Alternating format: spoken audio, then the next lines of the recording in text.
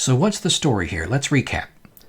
After assembling all the information and visiting with a variety of people, inspecting the card, having other people inspect the card, I have to conclude that the card is real, that the story is real, and that story is, back in 1997, Wizards of the Coast had just purchased TSR, so they owned Dungeons & Dragons at that point.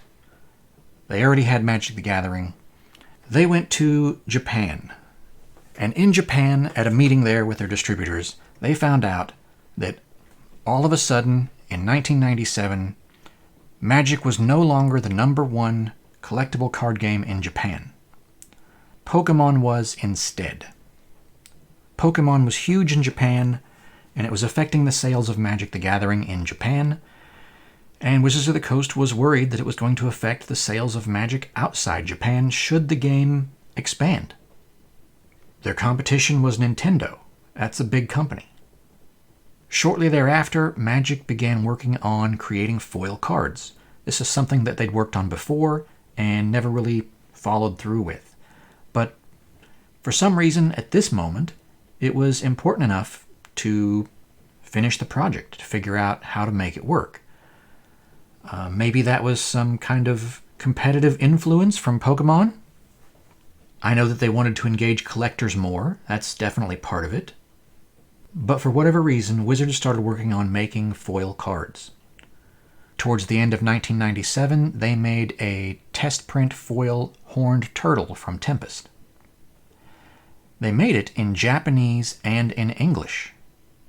Now, prior to that, you didn't really see Japanese test prints. Again, maybe there's some connection there. February 1998, the Japanese CD promo comes out, along with the CD. Then in 1998, Pokémon contacts Wizards of the Coast, and they want to know if Wizards of the Coast will do them the honor of being their partner selling Pokémon in the United States. All of a sudden, Wizards of the Coast is happy. Now they get to work with Pokémon. They're no longer a competitor. It's practically their own product. In the summer of 1998, Wizards of the Coast continues trying to make foil cards. That's when the Exodus test prints happen. Shortly thereafter, we see test prints for the Lightning Dragon and the Blastoise, the sheet that you saw here in this video earlier. Those test prints would have continued until they got it right. As evidence, we have these Blastoise cards with the yellow borders. Now, the black border one came first, and then the yellow borders. After these yellow bordered cards were made was another test where they used holofoil instead of Magic the Gathering foil. And at some point in there, Wizards of the Coast created the Pokémon card backs, because remember, the Japanese cards were called Pocket Monsters. If you're wondering why this doesn't have a Pokémon card back, you have to remember that Pokémon card backs might not have even existed yet. At the end of August 1998, Pokémon launches in the United States with fast food promotions. The cartoon show, video games, and trading card games are all expected to release relatively soon afterward. The Pokémon cartoon shows up in September, and then later in September, we see the foil Lightning Dragon released for Magic. That was the only foil Magic card released until February of 1999. A couple days after that, the Pokémon video games come out on Game Boy in the United States. Wizards of the Coast has an official magazine called the Duelist Magazine. Primarily it focuses on Magic the Gathering, but they do mention when they release other new products. The December issue of the Duelist Magazine was available in November to subscribers and on newsstands. That's very typical in mass market because big box stores don't want a magazine to be on the shelf past the date that's printed on it. What happens if they release a magazine that says November on it in November, then it's only on the newsstand for a couple weeks. And if they release a magazine that says December on it in November, then it's there for about a month and a half before it has to be recalled and refunded or thrown away. So the December issue actually came out in November. This issue announced that the theme decks were expected to arrive in stores as early as November, or in other words, by the time you were reading the magazine, you might find them in stores. Now, the theme decks were pre-constructed. You weren't really meant to trade with them. It was the game that you played. However, it also announced that the booster packs were coming in January. So if you wanted to participate in the trading part of the game, that would happen with booster packs.